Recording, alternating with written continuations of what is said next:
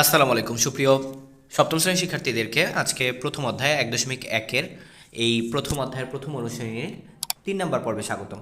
আজকের পর্বে আমরা আলোচনা করব তোমাদের দেখতে পাচ্ছ যে আজকের পর্বে আমরা আলোচনা করব তোমাদের 3 নংয়ে বলছে নিচের সংখ্যাগুলো, আমি আবার বলছি, নিচের সংখ্যাগুলোকে কোন ক্ষুদ্রতম সংখ্যা দ্বারা গুণ করলে গুণফল পূর্ণবর্গ সংখ্যা হবে। সো আমরা যে কাজটা করব, কত দেখো আমরা করতেছি 147 আছে, এটাকে আমরা মৌলিক উৎপাদকে বিশ্লেষণ করবো। 147কে আমরা 3 দিয়ে ভাগ করব, তাহলে থাকে 49, 49কে আমরা 7 দিয়ে ভাগ করব, থাকে হচ্ছে 7। তাহলে আমরা পাচ্ছি 3 × 7 × 7, 147 সমান কি 3 × 7 × 7। তাহলে 7 × 7 মানে কি 7 স্কোয়ার। তাহলে জোড়া ব্যতীত থাকতেছে কে 3, জোড়া ব্যতীত থাকতেছে 3। তাহলে সংখ্যাটি পূর্ণবর্গ নয়, কারণ পূর্ণবর্গ হলে কখনোই সেটা জোড়া ব্যতীত থাকতে পারতো না বা স্কোয়ার ছাড়া থাকতে পারতো না। সংখ্যাটিকে 3 দ্বারা গুণ করলে যেটা জোড়া ব্যতীত থাকবে সেটা দ্বারা গুণ করলে কী করতে হবে, সেটা দ্বারা আমাদের গুণ করতে হবে সংখ্যাটাকে, মানে 147কে। তাহলে সংখ্যাকে আমরা ওই 3 দ্বারা যদি গুণ করি, তাহলে গুণ করলে পূর্ণবর্গ সংখ্যা হবে। তাহলে আমাকে কিন্তু বলছে যে কোন সংখ্যা দিয়ে গুণ করলে পূর্ণবর্গ হবে, অর্থাৎ যেটা জোড়া ব্যতীত থাকবে নির্ণয় ক্ষুদ্রতম সংখ্যা হবে 3 অ্যান্সার। সো এরপর আমরা দেখি, এরপর আমাদের ক্ষতে বলছে 138। তো 138কে আমরা ভেঙে দেখলাম, ভেঙে দেখলে আমরা পাচ্ছি 2 × 2, 2 × 2, 2 × 2, 2 × 3। দেখো এখানে আমরা পাচ্ছি 2 স্কোয়ার, মানে জোড়া একটা, এখানে আমরা 2 স্কোয়ার পাচ্ছি, এখানে আমরা 2 স্কোয়ার পাচ্ছি, এখানে আমরা 2 স্কোয়ার পাচ্ছি, এইখানে আমরা জোড়া ব্যতীত পাচ্ছি একটা 2 এবং একটা 3।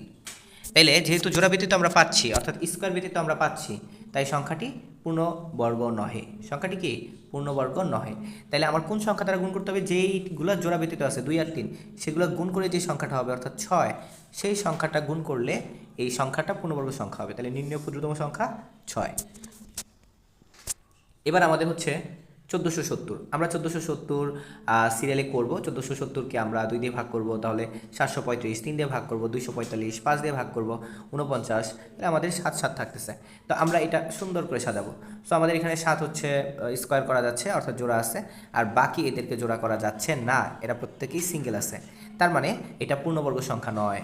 তাহলে সংখ্যাটিকে এই যে ইয়াগুলো রয়েছে, জোড়া ভিত্তিক সংখ্যাগুলো আছে 2 3 5, এটা দ্বারা গুণ করব, 2 3 5 দ্বারা গুণ করলে তাহলে আমরা 30 পাবো, সেই 30 দ্বারা গুণ করলে পূর্ণবর্গ সংখ্যা হবে। নির্ণয় ক্ষুদ্রতম সংখ্যা 30।